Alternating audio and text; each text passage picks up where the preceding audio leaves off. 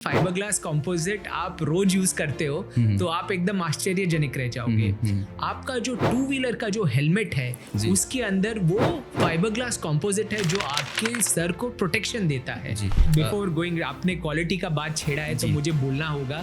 तो हम shine star Bharat में बनाने से पहले actually we visited a lot of countries. जैसे जो रीबार है, मतलब आपने फ्लोरिंग के लिए बिछाया, फिर इसको आप स्क्वायर बनाते हो, उसको बैंड करते हो, फिर बाइंडिंग कैसे करेंगे इनको? स्टील के बाइंडिंग वाइज भी यूज कर सकते हो। केबल टाइज आते हैं, इंडस्ट्रियल ग्रेड केबल टाइज आते हैं, उसे भी आप मतलब इस्तेमाल कर सकते हो इसको बाइंड करने के लिए। हर साल क्या होगा, जो गर्मी जो है ग्लोबल वार्मिंग वो बढ़ने ही वाली है। तो जैसे गर्मी बढ़ती है, ग्लोबल वार्मिंग बढ़ती है, तो स्टील का जो कोरोशन रेट है उसका एक्सेलरेशन होता है, वो मतलब और फास्टर एक्सेलरेशन होता है। वो खुद यहाँ इंडिया में मैन्युफैक्चर कर रहे हो, यहाँ पर छत्तीसगढ़ रायपुर में आपकी फैक्ट्री है। आपका बिजनेस ऐसा है जहां पर कि आप बस एक काउंटर में बैठे हो, कस्टमर आता है, माल मांगता है और आप देते हो, तो you should not deal in this product.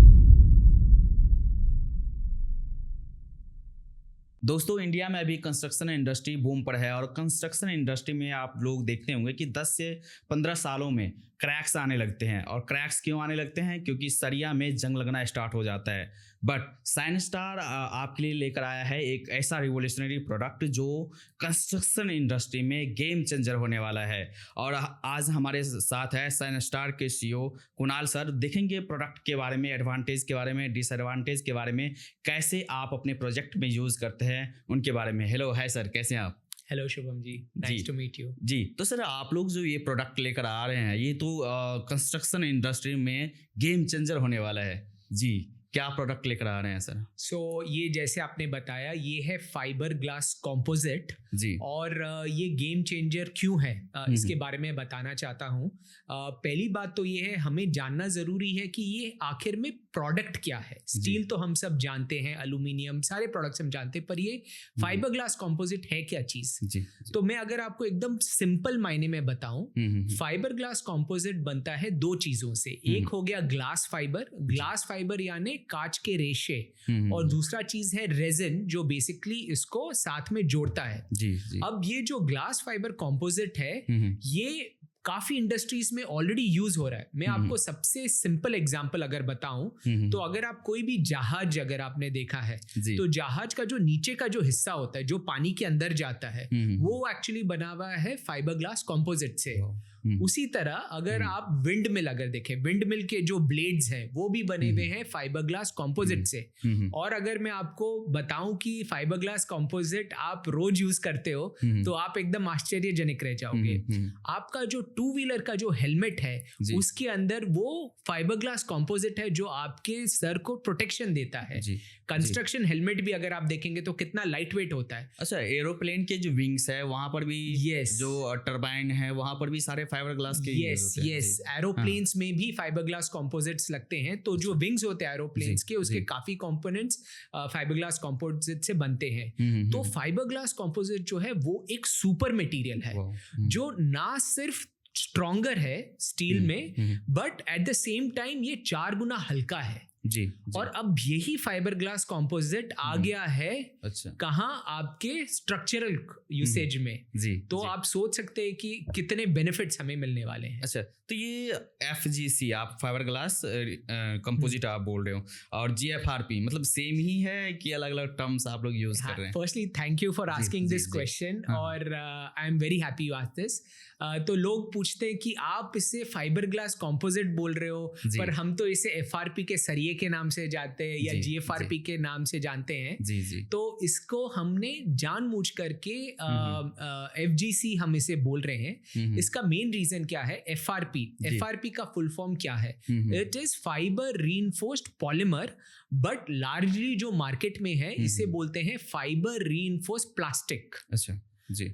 When this is actually not a plastic product। अगर आप देखें कि ये जो FGC रीबार है ये क्या चीज से बनता है, ये बनता है ऑलमोस्ट 76% ग्लास फाइबर से और 24% है रेजिन। तो अधिक मात्रा में क्या हुआ, ग्लास फाइबर, और रेजिन बस उसको होल्ड करता है। अच्छा, ताकि ये इसका बहुत जन इसे प्लास्टिक का सरिया बोलते हैं, ये एक्चुअली प्लास्टिक नहीं है। क्योंकि हम लोगों ने भी काफ़ी वीडियोस बनाए हैं और इससे पहले सोशल मीडिया पर हमने कवर किया है, तो लोगों के कमेंट काफ़ी आ रहे हैं कि भाई ये तो प्लास्टिक जैसा लग रहा है, ये प्लास्टिक है। बट आप उनको कैसे क्लियर करना चाहेंगे भाई प्लास्टिक नहीं है।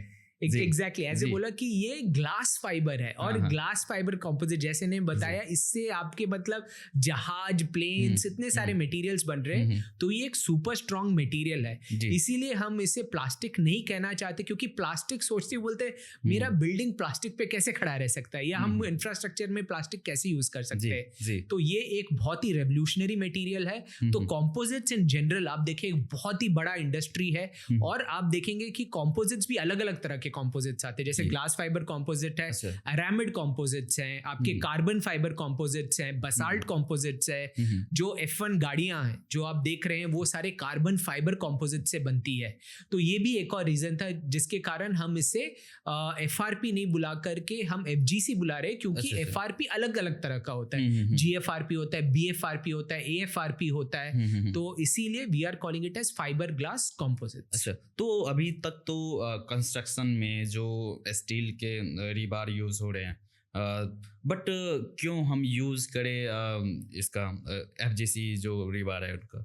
करेक्ट, ये बहुत ही एक वैलिड क्वेश्चन है, क्योंकि आज हम इतने सालों से स्टील को यूज करते आ रहे हैं, तो अभी अचानक से क्या मतलब जरूरत पड़ गई स्विच करने की। सब कुछ तो अच्छा चल रहा है, इतना हेडेक क्यों ले नए मटेरियल को लेकर के, बहुत ही एक वाइड क्वेश्चन है। और so this is something very interesting here. I want to touch upon a few stats.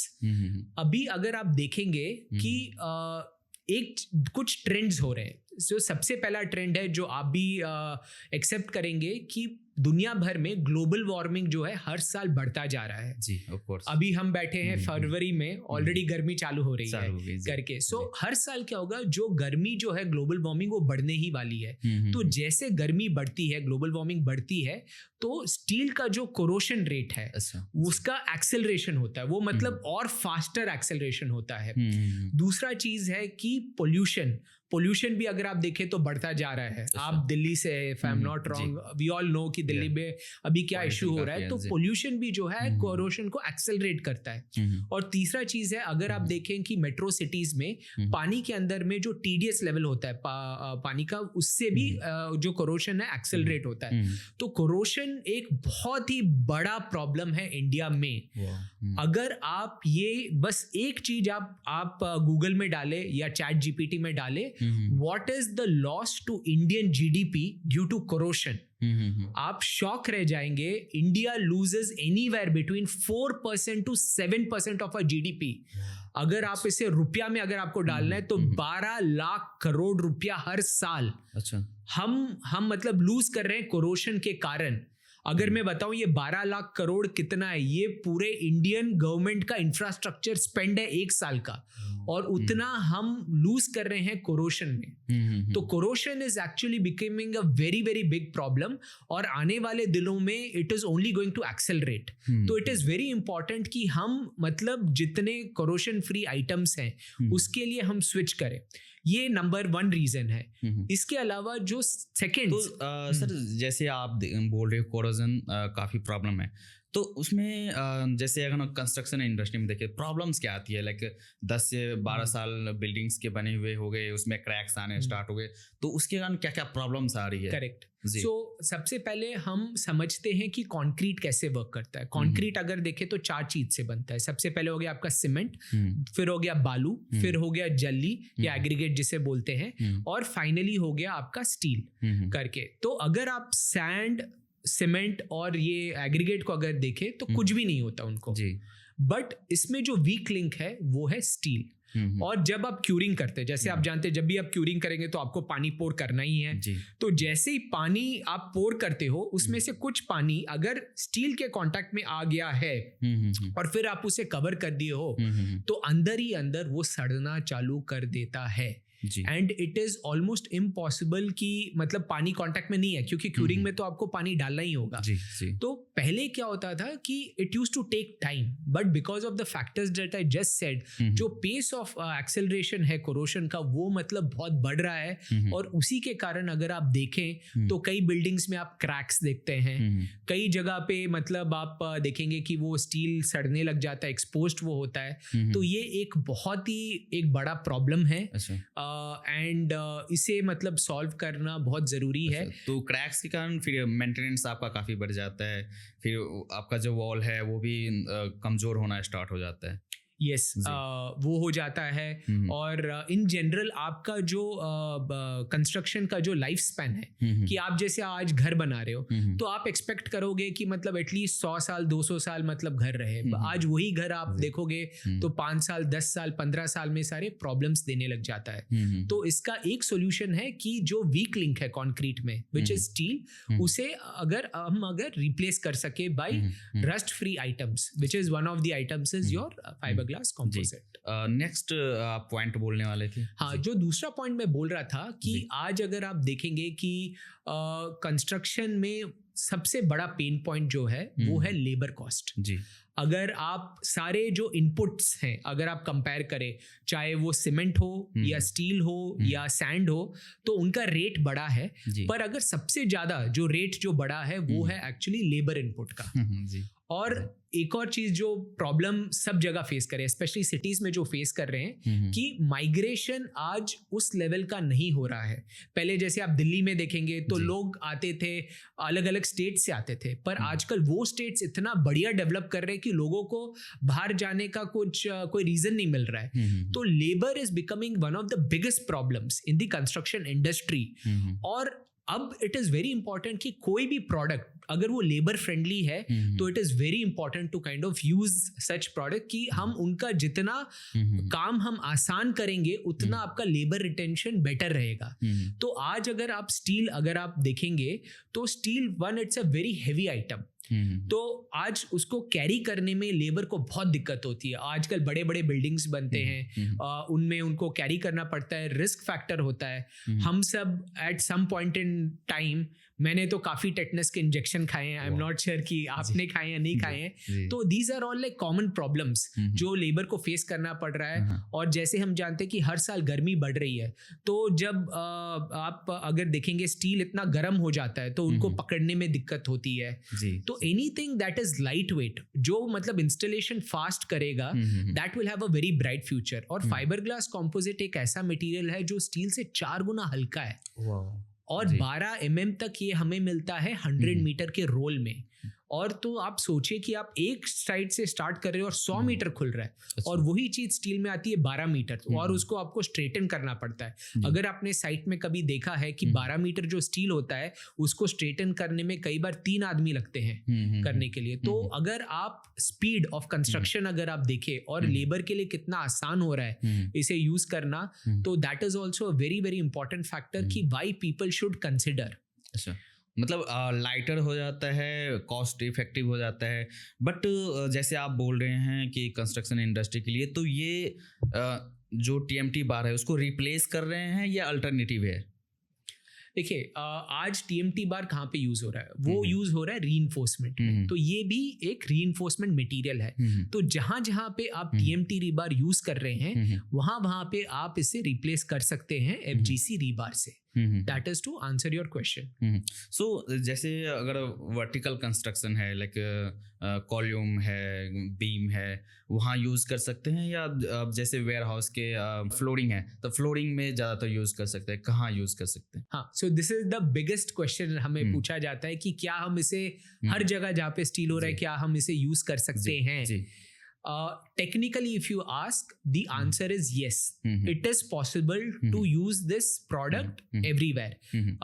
Abroad में काफ़ी buildings भी हैं जहाँ पे ये मतलब यूज हुए हैं, बट इसके कुछ एक limitations है। Like for example, इसका elongation कम है, इसका modulus of elasticity is little bit less. तो अगर आप इसे columns और beams में अगर यूज कर रहे हैं तो इसका एक अलग तरीका है यूज करने का। अच्छा। तो अगर आप अमेरिकन कोड बुक देखें, ACI 440 अगर आप कोड बुक देखें तो तो उसमें एक सेक्शन है इंडेक्स में जहाँ पे लिखा हुआ है कि कॉलम में कैसे यूज करना है, बीम में कैसे यूज करना है, बट उसका जो इंडियन इक्विवेलेंट है, जो डिजाइन कोड है, वो अभी तक इंडिया में आया नहीं है. सो फॉर दैट रीजन अभी हम इसे केवल नॉन स्ट्रक्चरल एप्लीकेशंस में यूज करने के लिए एनकरेज कर रहे हैं, जो एक अपने में एक बहुत ही बड़ा सेगमेंट है करके.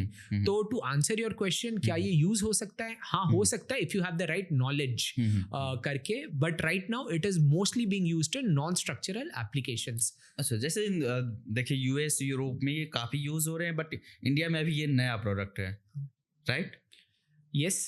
अच्छा, सो ये जो प्रोडक्ट है ये पहली बार कहाँ यूज हुआ था? ये प्रोडक्ट इन्वेंट किया गया था 1980s में. जी जी. सो 1980s का ये प्रोडक्ट है, तो it's a very mature product. ये सबको लगता है कि अरे ये नया प्रोडक्ट है, मैं यूज कर लूंगा, कुछ प्रॉब्लम हो जाएगा. तो ये प्रोडक्ट 1980s से है और काफी स्ट्रक्चर्स आप देखेंगे तो इनसे ऑलरेडी बने हुए हैं.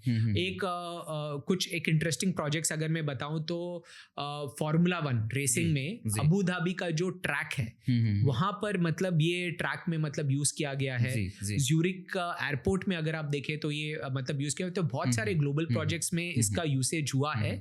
इंडिया में कोविड के बाद में दिस गेट रियल पॉपुलैरिटी, और इसका पॉपुलैरिटी इसलिए आया because the government started using it. इसमें हमारे जो एक रेवोल्यूशनरी जो लीडर हैं हमारे नितिन गडकरी जी, उन्होंने मतलब इसे अप्रूव करवाया था 2022 में. इंडियन रोड कांग्रेस ने इसे अप्रूव किया था. उसके बाद से जब गवर्नमेंट इसे यूज करने लग गई थी, तब अपने आप ही मतलब everybody started kind of adopting it. तब तक मतलब ये उतना कॉमन नहीं था, उस यूज होता था पर बहुत एक स्पेसिफिक नीश यूजेस में होता था, कि जैसे कोई कोस्टल एरिया में कोई प्रोजेक्ट्स हो गए या कोई केमिकल इंडस्ट्रीज हो गए, वहां पर ये प्रोडक्ट यूज होता था. पर मेन स्ट्रीम जब गवर्नमेंट यूज करने लग गई, उसके बाद में this has become very very popular. तो ये बोल सकते हैं ये काफी पुराना प्रोडक्ट है और पहले से कंस्ट्रक्शन में काफी यूजेस हो रहे हैं, बट अभी जो इंडियन कंज्यूमर है उनके लिए नए प्रोडक्ट है. तो ये नॉलेज आपके लिए और ये वीडियो इसीलिए हम लोग आपके लिए बना रहे हैं. जी, जैसे अगर इसमें बस एक चीज मैं डालना चाहूंगा, क्योंकि ये पुराना प्रोडक्ट है, द गुड थिंग इज इस पे काफी रिसर्च ऑलरेडी हो चुका है. आपको कुछ भी जानना है इस प्रोडक्ट के बारे में, all you have to do is you just have to use chat GPT. आप चैट जीपीटी में जाके आपके जो भी क्वेश्चंस है आप बस डालो, how does GFRP react with this, how does GFRP react with that, मतलब इसके साथ में क्या रिलेशनशिप है. तो all the knowledge is already available and research papers are there and lot of good projects are also there कि कैसे use किया गया है. तो कहीं पर भी ये चीज संकोच नहीं करना है कि ये भाई नया है, कुछ हो तो नहीं जाएगा एंड थिंग्स लाइक दैट. तो जैसे अगर एफजीसी जो है बार है, उसके बारे में काफी लोग बात करते हैं, जीएफआरपी रिबार के बारे में बात करते हैं स्ट्रेंथ के में, कि भाई इसका जो टेंसाइल स्ट्रेंथ है वो काफी ज्यादा है. कैसे आप समझाएंगे हमारे दर्शकों को? हाँ, सो इसमें देखिए अपने को बेसिक्स जानना बहुत जरूरी है कि जब हम कंक्रीट बनाते हैं तो कंक्रीट में 2-3 तरह के फोर्सेस आते हैं. एक हो गया आपका कंप्रेसिव लोड. कंप्रेसिव लोड यानी कि ऊपर से नीचे आ रहा है. तो जो कंप्रेसिव लोड जो है उसका जो काम है कंक्रीट में, जैसे हम जानते हैं कि सीमेंट, सैंड, एग्रीगेट और स्टील है, जो कंप्रेसिव लोड जो लेने का जो काम है वो है सीमेंट का. अगर आप स्टील नहीं डालोगे कंक्रीट में तो क्या होगे, क्रैक्स आएंगे, क्योंकि टेंसाइल लोड जो होता है कि जैसे आप खींचते हो वो है आपका टेंसाइल लोड. अगर स्टील अंदर नहीं रहेगा, रीइंफोर्समेंट अंदर नहीं रहेगा, तो क्रैक्स आएंगे. तो यहाँ पे आप अगर देखें तो ये जो प्रोडक्ट है जो फाइबर ग्लास कॉम्पोजिट रीबार है, इसका टेंसाइल स्ट्रेंथ है 1000 प्लस. अच्छा, 1000 प्लस. आपने देखा होगा कि कई होर्डिंग्स रहते हैं, मतलब स्टील सरिये का होर्डिंग, मतलब सेलिब्रिटीज लेके खड़े होते हैं 550D. वो 550 क्या है? वो 550 है टेंसाइल स्ट्रेंथ. क्योंकि ये एक सुपर मटेरियल है, इसका टेंसाइल स्ट्रेंथ है 1000 प्लस. तो ये 2 गुना मतलब ज्यादा स्ट्रॉन्ग है टेंसाइल स्ट्रेंथ में स्टील के कंपैरिजन में. तो इसका एक और बहुत अच्छा एडवांटेज ये है कि क्योंकि इसका टेंसाइल स्ट्रेंथ डबल है, तो आप सब्स्टिट्यूशन भी कर सकते हैं या स्पेसिंग भी बढ़ा सकते हैं. फॉर एग्जाम्पल आप 8 mm की जगह 6 mm भी ले सकते हैं, या आप मतलब स्पेसिंग भी बढ़ा सकते हैं. अगर आप 200x200 करें तो थोड़ा स्पेसिंग भी बढ़ा सकते हैं, क्योंकि आपको 1 स्क्वायर मीटर में उतना ही टेंसाइल स्ट्रेंथ चाहिए. तो और इसका टेंसाइल स्ट्रेंथ दुगना है. So that is something which is possible, but before considering substitution it is always better to consult with a structural engineer, ताकि आपका मतलब आप करेक्ट तरीके से इसको सब्सटीट्यूशन में इस्तेमाल कर सकें. तो जैसे कंस्ट्रक्शन इंडस्ट्री में आप यूज कर रहे हैं, वेयर हाउसिंग में आप फ्लोरिंग बनाना है, तो वहाँ पर आप बोल रहे हो कि भाई कंस्ट्रक्शन जो है फास्टर हो जाएगा. तो इसमें आप सिर्फ आपके पास रीबार भी है या आप मेस भी देते हैं? मेस भी है आपके पास? कैसे? मेश हम अभी फिलहाल नहीं कर रहे हैं. फ्यूचर में हमारे प्लान्स है मेश में एंटर करने के लिए, बट अभी के लिए हम रीबार कर रहे हैं. तो रीबार में आपको ऑलमोस्ट ऑल साइजेस मिलेंगे. 3 mm से लेकर के ऑलमोस्ट 50 mm तक ये अवेलेबल है. ज़्यादातर ये अभी जो यूज़ हो रहा है वो है आपके इंडस्ट्रियल फ्लोरिंग में. उसके अलावा हो रहा है आपके कॉम्पाउंड वॉल्स में, कोई भी वाटर कंटेनिंग स्ट्रक्चर्स है. फिर फाउंडेशंस में भी इसका काफ़ी इस्तेमाल हो रहा है. और प्रीकास्ट इंडस्ट्री में भी इसका काफी प्रचलन हो रहा है. जी. तो ज्यादातर हमने जो देखा है कि लोग अभी 6, 8, 10 ये 3 साइजेस सबसे ज्यादा अभी चल रही है इस प्रोडक्ट में. तो जैसे जो रीबार है, मतलब आपने फ्लोरिंग के लिए बिछाया, फिर इसको आप स्क्वायर बनाते हो, उसको बैंड करते हो, फिर बैंडिंग कैसे करेंगे उनको? हाँ, सो बाइंडिंग आप अलग अलग तरीके से कर सकते हो. आप स्टील के बाइंडिंग वाइज भी यूज कर सकते हो. केबल टाइज आते हैं, इंडस्ट्रियल ग्रेड केबल टाइज आते हैं, उसे भी आप मतलब इस्तेमाल कर सकते हो. So you can kind of use variety of things इसको बाइंड करने के लिए. बट जैसे फाइबर ग्लास के बारे में काफ़ी लोगों को पता है कि भाई थोड़ा सा हैंडल करना थोड़ा इजी नहीं होता. तो अगर कोई मजदूर काम कर रहे हैं, उनको हैंडल कर रहे हैं, उनको हैंडल करने के लिए अलग से उनको इक्विपमेंट्स चाहिए होता है, या कटिंग करने के लिए उनको अलग से इक्विपमेंट चाहिए होता है क्या? हाँ, this is a very very good question. और हाँ, जैसे आप जाने कि ये क्या चीज़ से बना है, कांच के रेशे. तो कांच के रेशे एक्चुअली बहुत शार्प होते हैं. जी. तो this is one thing which is very important कि कोई भी अगर लेबर इससे काम कर रहा है तो उसे ग्लव्स पहनना बहुत जरूरी है. अगर वो ग्लव्स नहीं पहनेगा और इस आइटम को हैंडल करेगा तो थोड़े देर बाद में उसको खुजली आने लग जाएगी. दैट इज बिकॉज कांच के रेशे उसे प्रिक करेंगे उसके हाथ में. तो इट्स वेरी इंपॉर्टेंट कि ग्लव्स पहनना जाए. As far as cutting is concerned, cutting आप जिस तरीके से आप स्टील को कट कर रहे, सेम मशीनरी से आप इसे भी कट कर सकते हैं, but cutting is much much faster in this, क्योंकि ये एक रिलेटिवली लाइट वेट मटीरियल है. अच्छा. तो और आपको कुछ भी चेंजेस नहीं करने हैं. Only thing is that you have to wear gloves while using. तो सर, हमने देखा काफ़ी सारे कंस्ट्रक्शन साइट पर, और हमने पहले वीडियोस बनाए हैं, तो काफ़ी सारे जो कस्टमर्स हैं उनकी कंप्लेन भी थी कि जब भी वो लोग ले रहे थे जैसे रीबार और उनको तोड़ रहे थे, वो ऐसे टूट जाता था आसानी से. देन या कई बार जो फ्रैक्चर हो जाता है वो, तो उसमें आप कैसे डिफरेंशिएट करेंगे कि ये अच्छा रीबार है, ये बढ़िया रीबार है? करेक्ट. सो पहला चीज what we want to clear is कि ये एक ब्रिटल मटेरियल है. ये जैसे इसका मीनिंग क्या है, मतलब ब्रिटल का क्या मीनिंग है कि अगर आप स्टील अगर लोगे, अगर आप उस पे प्रेशर डालोगे तो स्टील मुड़ेगा. ये जो है इस पे आप प्रेशर डालोगे तो it will take the load but it will crack because it is a glass fibre material. But एक जो लोग नॉर्मली हमने भी देखा है कि जब भी ये रीबार आता है तो सबसे पहले लोग मतलब उसको ट्राई करते हैं, मतलब तोड़ने का. तो पहला चीज समझिए कि ये जो है इसका टेंसाइल स्ट्रेंथ ज्यादा है. ये जा रहा है आपके कंक्रीट के अंदर. तो मतलब अगर आप सिंपल सा चीज है, कोई भी चीज है, अगर आप उससे बहुत बड़ा पीस अगर आप लोगे, आप स्टील भी लोगे तो वो मतलब टूट जाएगा. तो that is not the right way to kind of test it. अपने को क्या चाहिए कि उसका टेंसाइल स्ट्रेंथ वो हो. So testing it with hand is actually not the right way to go about in this material. क्योंकि ज्यादातर जो लोगों के सवाल थे इसी से रिलेटेड थे कि भाई जब हम उनको तोड़ रहे हैं तो ये टूट जा रहा है. तो ये एक एजम्पशन है कि भाई ऐसा नहीं होता. सो that is actually not the right वे. आप लोग अगर if I have to give you another point of view, आजकल अगर आप देखोगे तो इंस्टेड ऑफ रीबार लोग फाइबर्स भी यूज कर रहे हैं. पॉलीप्रोपिलीन फाइबर्स यूज करते हैं लोग, स्टील फाइबर्स भी यूज कर रहे हैं रीइंफोर्समेंट में. तो अभी आप स्टील फाइबर लोगे वो क्लिप जैसा, तो उसको भी आप ऐसे करोगे तो वो टूट जाएगा. तो that is not the right way to kind of deal with these materials. End of the day ये मटेरियल का क्या काम है? इसका काम है कि ये जब कंक्रीट के अंदर जाएगा तो इसका टेंसाइल स्ट्रेंथ इतना होना चाहिए कि क्रैक्स नहीं आए. आप इस पे क्या बोल रहे हैं, आप कंप्रेसिव लोड नहीं डाल रहे हो। कॉलम्स और बीम्स में अगर आप कर रहे हो तो फिर भी 5 to 10% वहां पर आता है, कंप्रेसिव लोड आता है, बट यहाँ पे आपका कंप्रेसिव लोड इसका काम ही नहीं है। अच्छा, तो that is not the right way to test it. अब आपका क्वेश्चन आ रहा है कि अगर वो राइट वे नहीं है तो what is the right way to test it. मैं मतलब कैसे जानूं कि ये जो रीबार में ले रहा हूँ ये अच्छे क्वालिटी का है या अच्छा क्वालिटी नहीं है। तो इसका जो सबसे सिंपलेस्ट टेस्ट जो है कि आपको 1 मीटर लेंथ लेना है, और ये नॉर्मली आप 10 mm या 12 mm तक कर सकते हो।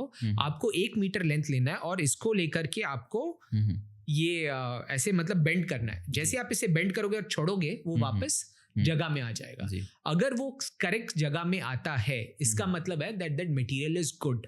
अगर वो क्रैक हो जाता है या टूट जाता है इसका मतलब ये है कि somewhere there is the composition is not right, कि मतलब रेजिन उसमें कम हुआ, it's a very brittle material. So that is one way to kind of test it.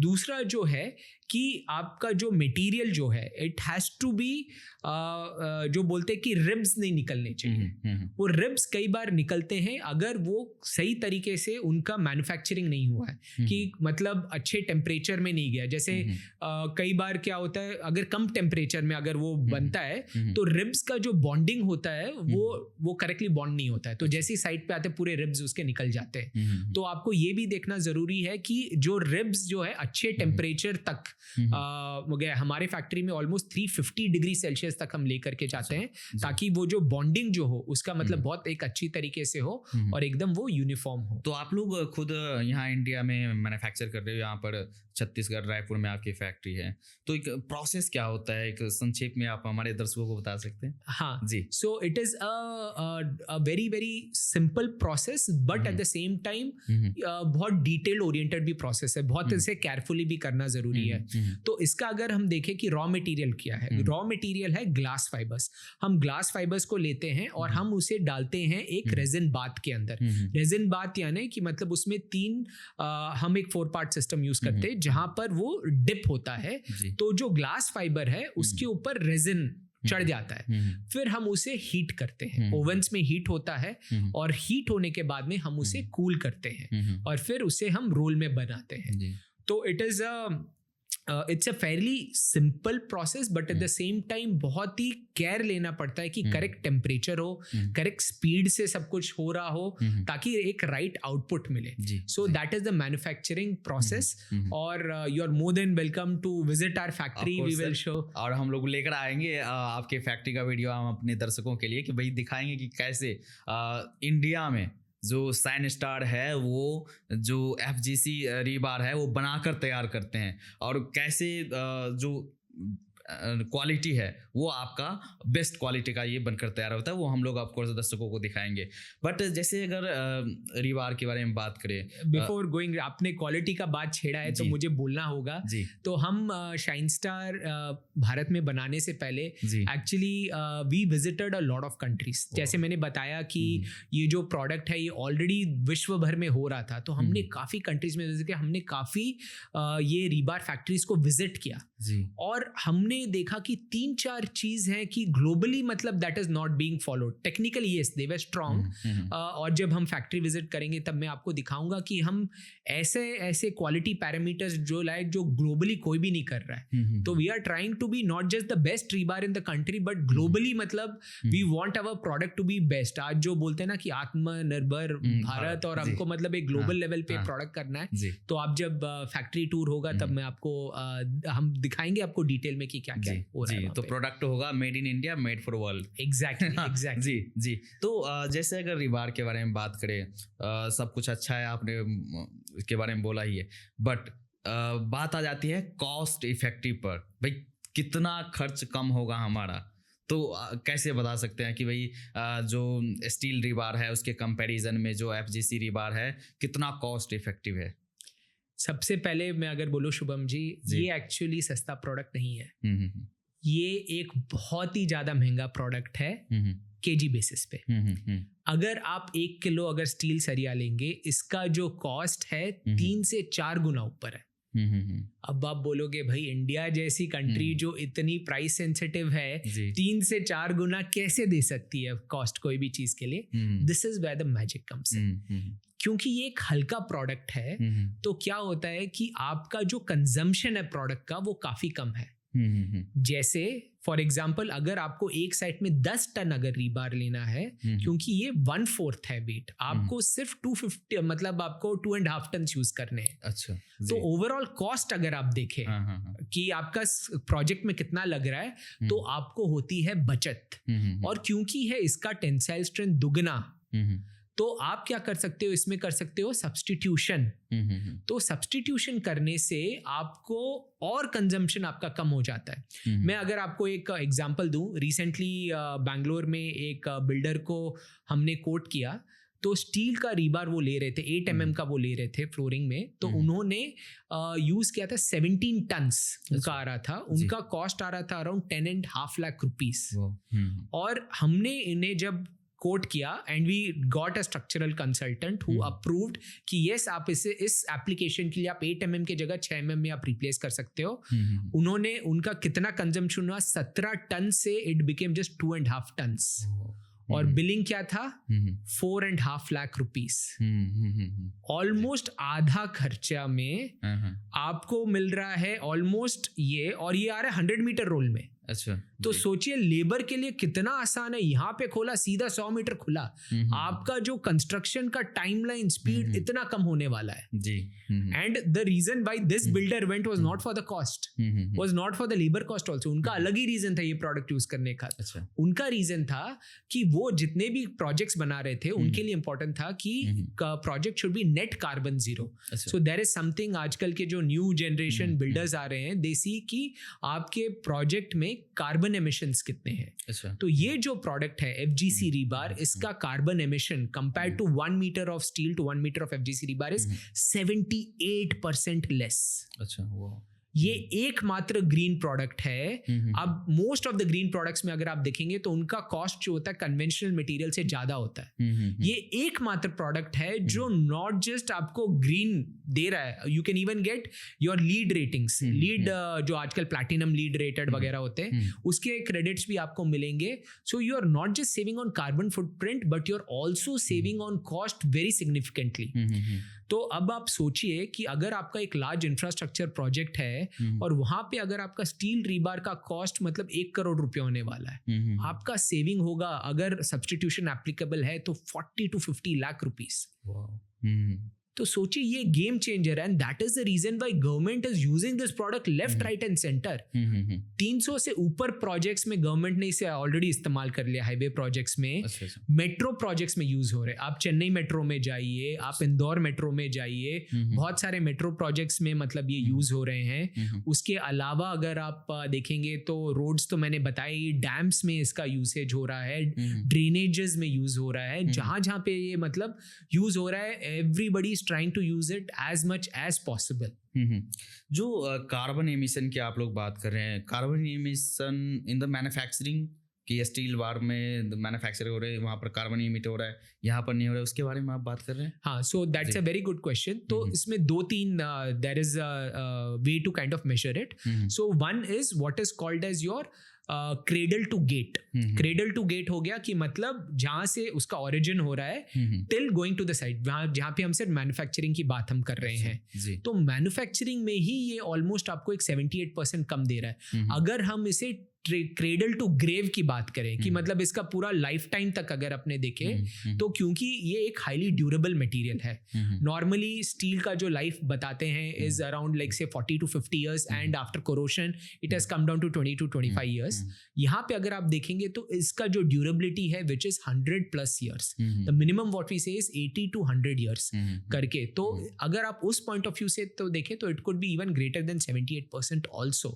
तो एक ग्रीन एंगल से अगर आप देखें तो this is a very very futuristic product, and that is why we are so bullish about this product कि मतलब हम तो इस प्रोडक्ट को बोलते हैं कि ये सर्वगुण संपन्न है।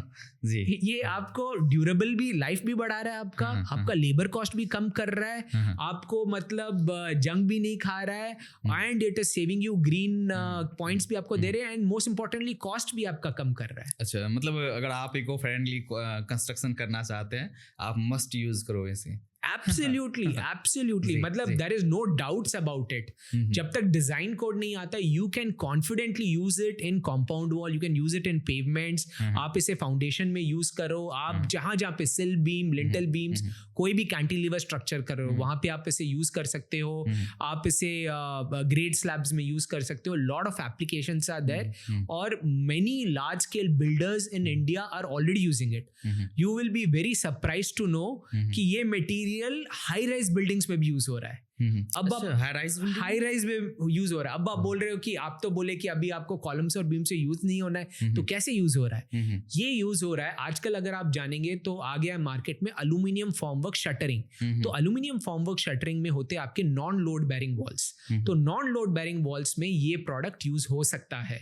और इसका सबसे बड़ा एडवांटेज क्या है? एक तो ये आपका बिल्डिंग का डेड वेट कम कर रहा है. जितना आपका बिल्डिंग का वेट कम होगा उतना आपका प्रेशर कम पड़ेगा आपके फाउंडेशन में, आपका पूरा ड्यूरेबिलिटी बढ़ेगा. और दूसरा जो एडवांटेज है ऑफ दिस मटेरियल कि हम इसे कस्टम लेंस में दे सकते हैं. अभी स्टील आप देखेंगे it will come in 12 metre lengths, पर अगर यहाँ पे आपको 3 मीटर चाहिए या 6 मीटर चाहिए, 4 मीटर चाहिए, तो एग्जैक्टली उस लेंस में कट करके हम आपको बेच सकते हैं. तो एक तो लेबर का कॉस्ट कम होता है, आपका वेस्टेज भी कम होता है. सो some of the top 10 builders in India, especially in the Pune region, वो लोग already इस projects high rise buildings में use कर रहे हैं. तो this is another great use case. But sir अभी हमने कुछ कंस्ट्रक्शन देखा वहाँ पर वो लोग ये रिबार यूज कर रहे थे, FGC रिबार, बट वो लोग FGC रिबार भी यूज कर रहे हैं और स्टील का रिबार भी यूज कर रहे हैं, और वो उसको अल्टरनेटिव तरीके से लगा रहे हैं. तो ये due to lack of knowledge है या वो सेफ खेलने की एक बार ट्राई करें, कैसे कर रहे हैं वो लोग? It is actually both. The answer is both. So कई जगह पे देखिए, आज अपने कितना भी बोले प्रोडक्ट के बारे में, अगर मैं आपको बोल दूं शुभम आपको घर बनाना है और आपको एक रत्ता स्टील भी नहीं यूज करना है, आप 10 बार सोचोगे. मैं कितना ही बोल दूं जी. तो देखिए वो माइंडसेट शिफ्ट होने में थोड़ा टाइम लगता है. तो इट विल टेक टाइम. तो बहुत सारे जन क्या हो रहे हैं, एज अ सेफ्टी फैक्टर बोल रहे कि भाई ठीक है मैं इसे डिस्ट्रीब्यूशन रॉड जैसे यूज कर लेता हूँ कि डिस्ट्रीब्यूशन में कुछ भी नहीं होगा करके. So that is the thing. It's not that it can't be used. Roof slabs में what we are saying is कि लोगों को थोड़ा वो रहता है, तो इसे ठीक है आप डिस्ट्रीब्यूशन में करो, बट ग्राउंड से कनेक्टेड कुछ भी हो आप आंख बंद करके इसको आराम से यूज कर सकते हो. Nothing will happen. The only challenge which you may face, जैसे बताया कि FGC रिबार्स के कुछ लिमिटेशंस भी हैं. पहले जैसे आपने बताया कि एक ब्रिटल मटेरियल है. सेकेंड थिंग इज कि इसका जो मॉड्यूलस ऑफ इलास्टिक कम है, एलोंगेशन कम है. उसके आपको ग्लव्स पहनने होंगे और इसको आप साइड पे बेंड नहीं कर सकते. तो जैसे आप अगर आपको स्टिरप्स बनाने या आपको क्रैंक रॉड्स करने हैं, तो it is currently you will have to do it in the factory. But ये क्वेश्चन आ जाता है कि साइट में हमें वेरिएबिलिटी होता है, हम कितना भी फैक्ट्री में प्लान कर ले, मतलब साइट पे तो अलग ही सीन होता है करके. So this is something which we are very cautious about कि कई जन ये बोल रहे हैं कि स्टील का अंत आ गया है, GFRP मार्केट में आ गया है. हम ये मानते हैं कि स्टील था, स्टील है, स्टील रहेगा. स्टील के अपने प्रोज एंड कॉन्स है, GFRP के अपने प्रोज एंड कॉन्स है. आपको आपके प्रोजेक्ट के लिए you have to take the best of both worlds. आप स्टील भी यूज करो, आप GFRP भी यूज करो. जहां पे GFRP मेक सेंस आप उसे यूज करो, जहां पे steel make sense you use steel करके. तो हमने जो देखा है, हमारे क्लाइंट्स को भी हम ये सजेस्ट करते हैं कि आप जहाँ जहाँ पे आप पॉसिबल हो आप फाइबर ग्लास कॉम्पोजिट्स यूज करो. और जहाँ पे आपको बेंडिंग करना है, जैसे क्रैंकिंग आपको करने या स्टिरप्स करने, there you kind of go for use. क्या इसे हाइब्रिड में यूज हो सकता है? हाँ, इसे हाइब्रिड में यूज कर सकते हैं. There are enough and more use cases, so there is absolutely no problem. So in my opinion the future is not this or that, the future is this and that. Steel भी रहेगा और ये भी रहेगा. तो साथ साथ में चलना है और लंबे सफर तक चलना है. चलिए, आपकी अच्छी बात है कि आप ये नहीं बोल रहे कि भाई हमारा ही प्रोडक्ट यूज करना है. आप लोगों को एजुकेट कर रहे हैं. भाई आपके ऊपर डिपेंड करता है, आप वाइजली आप उसे कहाँ यूज करना चाहते हैं, वो आपके ऊपर डिसीजन है. तो मैं सुबह में एक सिंपल सा अगर मैं बताऊं, ये थोड़ा जो बोलते हैं ना कि स्पिरिचुअल एंगल में जाएगा, बट आप जिंदगी में कभी भी अगर आपको आगे बढ़ना है, आप किसी को भी नीचा दिखा करके आप ऊपर नहीं जा सकते. जी. आपको अगर जिंदगी में आगे बढ़ना है तो सबको साथ लेके चलना है। तो सेम चीज हमारा, हम कहीं पर भी ये नहीं बोल रहे कि स्टील अच्छा नहीं, अब स्टील मत यूज करो या स्टील का अंत आ गया है और ये वो करके आप हमारे जितने भी मतलब क्रिएटिव्स भी होंगे उसमें हम कहीं पर भी स्टील को हम डीमीन नहीं करते। स्टील था, है, रहेगा। Steel is a wonderful product and हम जहां जहां पे इसके अच्छे एप्लीकेशन है, जहां जहां पे ये स्टील को कमी कर रहा है ये पूरा करेगा, और जहां जहां पे मतलब we have to exist together. तो जैसे ये नॉन कोरोसिव है, साथ ही ये कंडक्टर भी नहीं है, तो लाइक जैसे कोस्टल एरिया है या मरीन जहाँ पर कंस्ट्रक्शन हो रहा है समुद्र के साइड में, जहाँ पर हाईली चांसेस है कि भाई वहाँ पर कोरोजन होगा ही होगा, तो वहाँ के लिए तो ये बेस्ट है सर। एब्सोल्युटली। कोस्टल एरियाज में आप शायद ये नहीं जानते होंगे कि जो मुंबई कोस्टल रोड है, जो एक बहुत ही अमेजिंग रोड जो बना गया है, वहाँ पर भी ये रीबार्स मतलब यूज हुए हैं। तो कोस्टल एरियाज में तो it is a no brainer, क्योंकि अगर एक मैं सिंपल सा फैक्ट अगर आपको बताऊं, कोस्टल एरिया में the rate of corrosion is 0.5 mm every year. तो समझो कि अगर आप 2 mm का स्टील का यूज कर रहे हो, वो 4 साल के अंदर खत्म हो जाता है। So the rate of corrosion is very very high. तो 100% आपको मतलब यूज करना ही करना है इसे कोस्टल प्रोजेक्ट्स में। So there it is an absolute no brainer. Sizes की बात करें रीबार की, क्या क्या साइजेस में आते हैं फिर? ये जैसे मैंने बताया, इसका एक बहुत बड़ा एडवांटेज है कि ये स्टार्ट होता है 3 mm से। 3 mm से लेकर के 50 mm तक ये अवेलेबल है। अब आप पूछोगे कि 3 mm कहाँ यूज होता है? 3 mm यूज हो रहा है आपके प्रीकास्ट एलिमेंट्स में। जैसे अगर आप कॉम्पाउंड वॉल्स लोगे, जो पतले कॉम्पाउंड वॉल्स आते हैं 50 mm वाले, जिनके 6 इंच के पिलर होते हैं, उसमें मतलब ये रीबार्स यूज हो रहे हैं। और उसके अलावा 50 mm कुछ इंफ्रास्ट्रक्चर प्रोजेक्ट्स में हो रहे हैं, जैसे आपके ब्रिजेस वगैरह जो होते हैं। अभी तो काफी प्रीफैब का काफी चलन है, मतलब लोग कर रहे हैं, तो प्रीफैब में भी यूज कर सकते हैं। प्रीफैब के लिए इट्स एन अमेजिंग प्रोडक्ट, क्योंकि इसमें आपको 2-3 मेजर बेनिफिट्स मिल रहा है। एक है कि जितना आपका वेट कम होगा स्ट्रक्चर का, उतना आपको सेविंग्स मिलेगा ट्रांसपोर्टेशन में, और आपका डेड वेट भी कम होगा। तो weight is a very very important factor. Second thing is कि आपको कॉस्ट भी आपको ये मिल रहा है, और तीसरा चीज इज द ड्यूरेबिलिटी, क्योंकि इसका लाइफ भी ज्यादा है। So these are the 3 main reasons why precast पे ये मतलब it's very very important to use this material. तो सर आप बोल रहे हैं कि जो FGC रीबार है, इसकी टेंसाइल स्ट्रेंथ काफ़ी ज़्यादा होती है, तो ये तो अर्थक्वेक रेजिस्टेंट काफ़ी ज़्यादा होगा फिर? हाँ, डेफिनेटली। आप अर्थक्वेक के लिए भी डिजाइन कर रहे हैं तो definitely you can do it. In fact अभी जो लेटेस्ट जो बिल्डिंग कोड्स आ रहे हैं, जैसे मैंने बताया कि अमेरिकन बिल्डिंग कोड है, अभी जो लेटेस्ट जो आया वो है सऊदी अरेबियन बिल्डिंग कोड। तो वहाँ पे एक पूरा सेक्शन है कि इस मटेरियल को आप कैसे यूज कर सकते हो for the earthquake designs as well. और इसके काफी स्टडीज भी हैं। अगर आप ChatGPT पे भी जाओगे तो आपको सारे इसके आंसर्स मिल जाएंगे विद रिगार्ड्स टू कि अर्थक्वेक डिजाइंस में क्या करना है। तो ये कोड है अलग अलग, तो लाइक इंडिया के लिए भी अलग से है? हाँ, सो इंडिया का जो डिजाइन कोड है that we are expecting any given point in time, but तब तक आपके लिए अदर कोड्स आर अवेलेबल। पर अर्थक्वेक के पॉइंट ऑफ व्यू से आप देखेंगे तो इस प्रोडक्ट का एक बहुत ही यूनिक एडवांटेज है। सो नॉर्मली अगर आप देखोगे, जैसे दिल्ली हो गया या नॉर्थ साइड अगर आप हो गए, तो वहां पे क्या छोटे मोटे अर्थक्वेक्स आते रहते हैं, जैसे 3 Richter scale, 4 Richter scale, 5 Richter scale.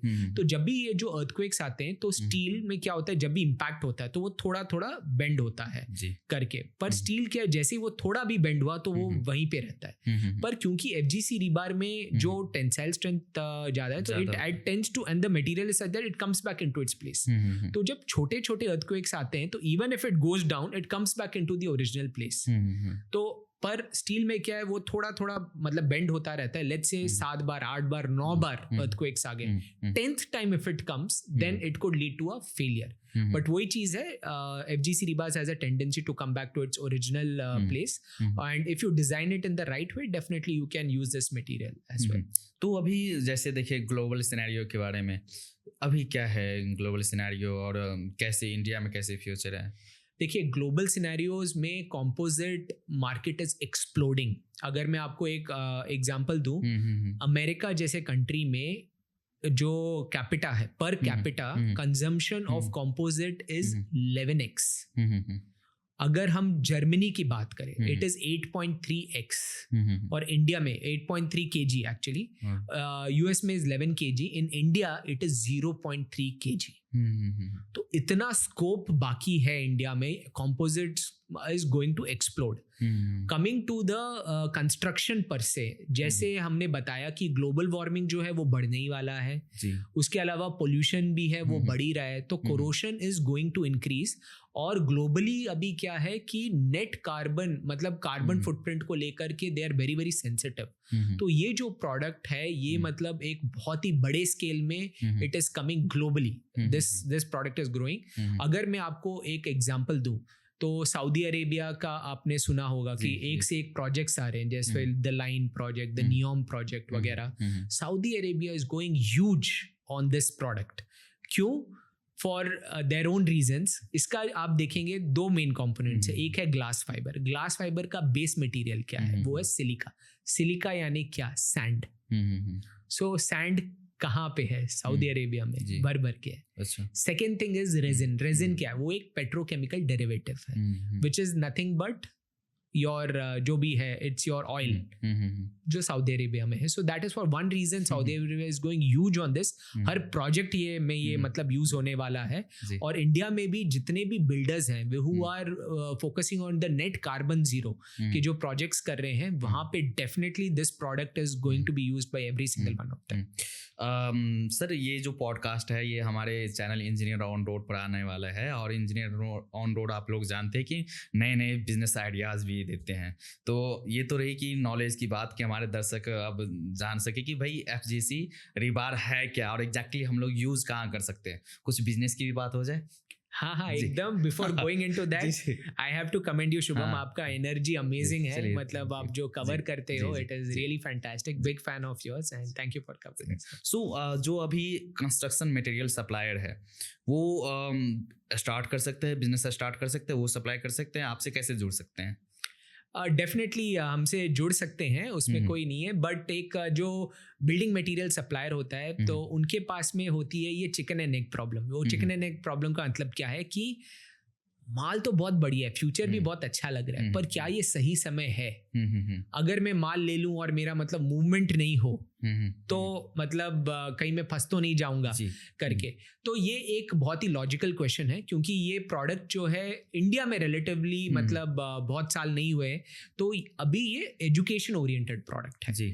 तो मेरा जो रिकमेंडेशन रहेगा कोई भी अगर बिल्डिंग मटेरियल सप्लायर है कि अगर आपका बिजनेस ऐसा है जहां पर कि आप बस एक काउंटर में बैठे हो, कस्टमर आता है, माल मांगता है और आप देते हो, तो you should not deal in this product, क्योंकि ये अभी एक एजुकेशन बेसिस पर है। यहाँ पे आपको एजुकेशन करना पड़ेगा। अगर आप ये प्रोडक्ट लेकर के रख लोगे आप फ्रस्ट्रेटेड हो जाओगे कि मैंने रखा है पर कोई ले ही नहीं रहा करके, क्योंकि अभी तक वो एक क्रिटिकल मास अभी तक हिट नहीं हुआ है। बट अगर आप एक एजुकेशन ओरिएंटेड एक एंटरप्रेन्योर हो जो आपके क्लाइंट को एजुकेट करता है हर नई चीज पर, या आपके मतलब कोई नया जनरेशन आ रहा है बिजनेस में कि आप तो एक ट्रेडिंग एंगल से कर रहे हो, पर जो नया खून जो आ रहा है वो बहुत मतलब एक्साइटेड है और उनको कुछ मतलब इनोवेटिव करना है, then you should definitely consider. सबसे बड़ा एडवांटेज आपको जो होगा जुड़ने के लिए कि आप अगर कोई भी प्रोडक्ट में सही टाइम पे अगर आप एंटर करते हो, और अगर आप देखोगे fiber glass composite we feel is about the right time. आप अब एंटर करते हो तो बहुत like you enjoy the benefits of being an early player. बाद में अगर आप देखेंगे ये भी स्टील के जैसे कमोडिटी होगा, ये भी आपके 1-2% के मार्जिन में आ जाएगा, but in the starting it is a good place to kind of enter in. तो anybody who is very bullish about the infrastructure industry, कोई भी जो एक फ्यूचरिस्टिक प्रोडक्ट रखना चाहते हैं, एक बहुत बड़ा एडवांटेज है ये प्रोडक्ट रखने का कि आज अगर आप इस प्रोडक्ट के बारे में बात भी करेंगे आपको मीटिंग यूं मिल जाएगी।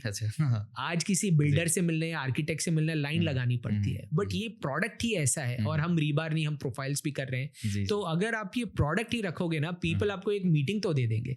तो that is something which is very very positive. तो you can definitely consider provided you can educate your clients. So ये तो रही जैसे बिजनेस की बात। आप लोग डायरेक्टली कस्टमर से रिलेटेड हो, लाइक जो कॉन्ट्रैक्टर है, बिल्डर है या इंजीनियर है, वो लोग डायरेक्टली आपसे कॉन्टैक्ट करते हैं? और हाँ, डायरेक्टली कर सकते हैं. We do have a projects team on this thing, but one thing what we are very clear on this is कि हमें डीलर्स के लिए बहुत रिस्पेक्ट है. और आजकल जो सबसे बड़ा प्रॉब्लम जो इंडस्ट्री में आ रहा है कि every single client wants to associate with the brand. तो आज जो हमारे जो डीलर भाई बंधु हैं वो लोग आज इन्वेंट्री रख रहे हैं, वो लोग एजुकेट करते हैं और वो मतलब एंड कंज्यूमर को मतलब पूरा समझाते हैं और लास्ट में क्या करता है उन्हीं को मतलब बाईपास करके के सीधे ब्रांड में आ जाते हैं करके. So we actually have come up with a solution to this problem where we really protect the dealers interest. और तो कोई भी अगर डीलर अगर जुड़ना चाहते हैं, want to take a territory और एन एक्सक्लूसिविटी, तो we are ensuring we have very unique margin lock kind of mechanism which is first in the industry. और at the same time end projects में भी अगर कोई associate होना चाहते हैं तो we have a team which will help with that as well. तो जो कुछ particular area है वहाँ पर अगर आपके डीलर हैं तो आप जो भी वहाँ से इंक्वायरीज आते हैं तो डायरेक्टली आप उनको प्रोवाइड करोगे. Yes. बाकी जहाँ पर नहीं है वहाँ आप डायरेक्टली डील कर रहे हैं. हाँ, अभी के लिए वैसा है. और जैसे जैसे हमारे एरियाज लॉक हो रहे हैं, जैसे जैसे डीलर्स फाइनल हो रहे हैं, तो we give the leads to them. और स्टार्टिंग में तो हम ही कन्वर्ट करके बिलिंग उनके थ्रू करते हैं क्योंकि स्टार्टिंग में it takes a little bit of an education करके. सो हमारा जो फ्यूचर एम है is we want to build a very very strong distribution channel. अगर मैं आपको बताना चाहूँ कि Shinestar is the only company in India which has managed to build a distribution network. हमारे पास में अभी 22 डीलर्स हैं और हमारे पास में 100 रीसेलर्स हैं जो हमारे साथ में जुड़े हैं. हम हर हफ्ता उनके लिए हम ट्रेनिंग प्रोग्राम करते हैं. हर हफ्ता हम उन्हें केस स्टडीज बताते हैं, हम उन्हें एजुकेट करते हैं और हम उनके साथ में एक बहुत लंबा सफर देख रहे हैं. हमारे लिए ये 1 साल या 2 साल का रिलेशनशिप नहीं है. We are thinking of decades कि उनके साथ में जुड़ना है, 10 साल जुड़ना है. मैं मतलब आपको बताना चाहता हूँ कि कुछ जो रीसेलर्स थे हमारे साथ में जुड़े थे 5,000 रुपये के साथ में जुड़े थे. आज वो लोग लाखों का बिजनेस कर रहे हैं एवरी वीक करके. बट उन्होंने भी मेहनत की, वो भी मतलब हर हफ्ते वो लोग ट्रेनिंग्स अटेंड करते थे. तो अगर किसी को एक लॉन्ग टर्म अच्छा बिजनेस करना है और एक अच्छी कंपनी के साथ में जुड़ना है. One more thing about Shinestar if I have to share is कि we are a very young company as you can see. मैं लगता बहुत ज़्यादा यंग हूँ बट मैं उतना भी यंग नहीं हूँ. तो we are a very young company and मतलब बट the ethos, ये कंपनी जो है 35 साल पुरानी है. मेरे पिताजी ने स्टार्ट किया था तो उनके वो ethos हैं. तो हम भी बहुत लॉन्ग टर्म सोचते हैं and we want to partner with the right people for very long period where everything is kind of taken care of. मतलब वंस अगर आप एक कंपनी के आप Shinestar के साथ जुड़ते हैं तो एक प्रॉपर हैंड होल्डिंग है कि भाई फ्रॉम एजुकेशनल पर्पस से लेकर के आपको कैसे अपने कस्टमर के यहाँ उनको प्रेजेंट करना है, वो सब सारा चीज आप उनको हैंड होल्डिंग मतलब सिखाओगे आप. इसमें मैं बोलना चाहूँगा कि देखिए this is a chemistry match. एक बार जब मैं हमेशा ये बोलता हूँ जब फर्स्ट ट्रांजैक्शन होगा तब हमें पता चल जाएगा कि हम मतलब जुड़ेंगे रहेंगे या नहीं. तो वो पहले 2-3 महीने में ही पता चल जाता है. जो अगर एक बार वो 3 महीने का विंडो क्रॉस हो जाता है then it's a very very long term relationship. फिर हम ही नहीं छोड़ेंगे उनको मतलब वो छोड़ना भी चाहे तो, क्योंकि वी फील कि देखिए एक रिलेशनशिप वही होता है which has to go through the ups and downs. कि ये नहीं कि जब अच्छा है तभी वो है, बुरे टाइम में भी उनको सपोर्ट करना पड़ता है. And you have to sometimes be patient. आप मतलब आजकल जो वो हो गया सब कोई को चाहिए गेट रिच क्विक स्कीम. मैं आज इसमें पैसा डालूं, मैं ये कमा लूं, मैं ये करूं वो करूं. It does not work that way. You have to follow the laws of nature. We believe in the farmers mindset कि आप मतलब आप बीज डाल रहे हो, उसे आपको रोज पानी डालना होगा, रोज उसे मतलब खाद देनी होगी और एक दिन वो मतलब बहुत ही मतलब अच्छे फल और फूल देगा करके. तो we are very very patient with our dealers but we associate with the like minded and the right minded people. So as a customer point of view से देखें लाइक अगर कोई ऑर्डर करना चाहते हैं तो ऐसा कुछ मिनिमम ऑर्डर क्वांटिटी होता है कि भाई इतना होना चाहिए तब प्रोडक्शन में जा सकते हैं? देखिए जो रेगुलर साइजेस हैं जो हो गए आपके 6, 8, 10 करके, वो तो हमारे पास में any given point of time में स्टॉक रहता है। तो आप मतलब एक रोल भी अगर ऑर्डर करेंगे, एक रोल 100 मीटर का आता है, तो we can ship that as well. तो ऐसे MOQ बोल करके कुछ भी नहीं है। Normally we keep a ready stock, मतलब 3 mm से लेकर के ऑलमोस्ट 20 mm तक रहता है, स्टॉक रहता है। तो MOQ बोल करके कुछ भी नहीं है। अगर आपको एक 6 मीटर लेंथ भी लेना है तो आप ले सकते हैं। इनफैक्ट वी रिकमेंड यू कि आप स्टार्ट करिए एक POC से। POC यानी प्रूफ ऑफ कॉन्सेप्ट। आप भले ही 10,000 का मान लीजिए, 20,000 का मान लीजिए, आप एक बार यूज करिए, उसे यूज करिए। आपको जब कॉन्फिडेंस आएगा, we have had most of our customers are placing 7th order, 8th order, 12th order हमारे साथ में। तो we are very confident about the product in terms of जो रिपीटेबिलिटी है, वर्ड ऑफ माउथ जो है बहुत ही गजब का है। तो ऐसा कुछ भी नहीं है कि आपको बहुत बड़ा 10 लाख का ऑर्डर या कुछ करना है। आप छोटे से स्टार्ट करो, आप एक रोल भी ऑर्डर करो, यूज करो। पर मैं एक चीज बोलना चाहता हूं कि आप जैसे ये प्रोडक्ट को साइट पे लाओगे, डिस्टर्बेंस क्रिएट होगा। अच्छा जी। क्यों? क्योंकि जो इंस्टॉल करने वाला है वो देखेगा भाई ये क्या आ गया, मैं तो स्टील सरिये से यूज्ड टू ये क्या है, ग्लव्स पहनना पड़ रहा है, मुझे खोलना पड़ रहा है, वो करके। सो इनिशियल लेवल रेजिस्टेंस होता है, वो हर चीज में होता है। But once the labour starts using it, the workers start using it, they don't want to go back. मतलब जो वर्कर कम्युनिटी है उसी में इतना अमेजिंग वर्ड ऑफ माउथ हो रहा है ये प्रोडक्ट को लेकर के कि it is only a matter of time before it kind of becomes mainstream. So आपका हेड ऑफिस कहाँ है, कहाँ से आप लोग डील कर रहे हैं? फैक्ट्री तो छत्तीसगढ़ रायपुर में ही है। हाँ, so this is the most interesting part of our company. तो हमारी फैक्ट्री है रायपुर छत्तीसगढ़ में, which is in central India. तो that makes it very convenient for us to ship all across India. चाहे कलकत्ता हो, दिल्ली हो, मुंबई हो, चेन्नई हो, हम 24 घंटे में हम मतलब माल पहुंचा पाते हैं।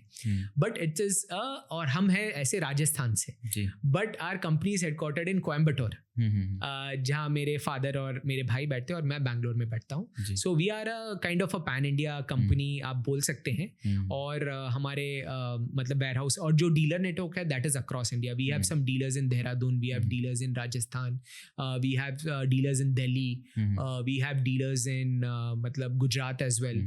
So we have in all parts of the country, and we welcome the like-minded and right-minded people from across India. So at last में आप क्या बोलना चाहेंगे हमारे दर्शकों को, आप अपने बारे में, अपने प्रोडक्ट के बारे में?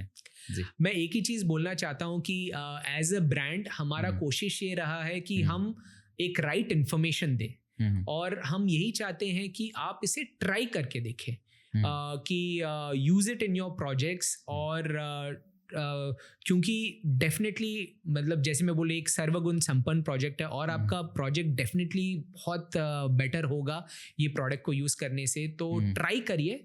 और one thing I will always assure you कि आप जब भी हमसे कांटेक्ट करेंगे, कुछ भी आप मांगेंगे, आपको एकदम राइट नॉलेज दिया जाएगा, राइट इन्फॉर्मेशन दिया जाएगा। आप हमारे वेबसाइट में भी जाएंगे तो there are so many resources, जैसे एक रीबार सेविंग्स कैलकुलेटर है, there is a flooring cost calculator, there are सारे आपको रिपोर्ट्स मिल जाएंगे of all the test certificates वगैरह सब मिल जाएंगे। आपको कोई भी टेक्निकल डॉक्यूमेंट्स चाहिए, सब कुछ मिल जाएंगे। So we believe in giving the right information. और अगर आपके स्ट्रक्चरल कंसल्टेंट है, आज जैसे फार्मा इंडस्ट्री में डॉक्टर होते हैं, उसी तरह कंस्ट्रक्शन इंडस्ट्री में structural consultant are the main people. अगर आपके स्ट्रक्चरल कंसल्टेंट को भी कोई भी नॉलेज चाहिए इस प्रोडक्ट को लेकर के, you can reach out to us, our team will give you all the knowledge, and all we want you is to use this product and try it for yourself. और क्योंकि आप एक बार इसे use करोगे तो trust me, it is an amazing product, और फिर I will not have to say anything. चलिए, थैंक यू सर। वेबसाइट क्या होगी, कहाँ पर विजिट कर सकते हैं? आप जा सकते हैं shinestarfgc.com में आप लॉग इन कर सकते हैं। थैंक यू सर, आपने काफ़ी अच्छी जानकारी दी FGC रीबार के बारे में। तो आशा करते हैं कि हमारे दर्शकों को ये पॉडकास्ट पसंद आया होगा। और जो FGC रीबार है, जो लोग अलग अलग भ्रांति पाल रखा है कि भाई ऐसा होता है वैसा होता है, तो ये इस पॉडकास्ट से वो सब सारी चीज़ें क्लियर हो गया होगा। तो हम लोग आशा करते हैं। देन अगर कोई नया बिजनेस स्टार्ट करना चाहते हैं वो भी आपसे जुड़ सकते हैं। कोई प्रोडक्ट यूज़ करना चाहते हैं वो भी आपसे जुड़ सकते हैं। आप इनकी वेबसाइट विजिट कर सकते हैं, नीचे दिए गए नंबर पर आप कांटेक्ट कर सकते हैं। एंड आपने देखा इस पॉडकास्ट में एफजीसी प्रोडक्ट के बारे में, उनके एडवांटेज के बारे में, डिसएडवांटेज के बारे में, आप कहाँ यूज़ कर सकते हैं उनके बारे में। ये वीडियो आपको कैसा लगा आप हमें कमेंट में ज़रूर बताएं। और भी इस तरह की आपको जानकारी चाहिए, इस तरह की बिजनेस, आप नए बिजनेस स्टार्ट करना चाहते हैं तो आप हमारे चैनल को सब्सक्राइब कर सकते हैं। मिलते हैं अगले वीडियोज़ में, तब तक के लिए जय हिंद।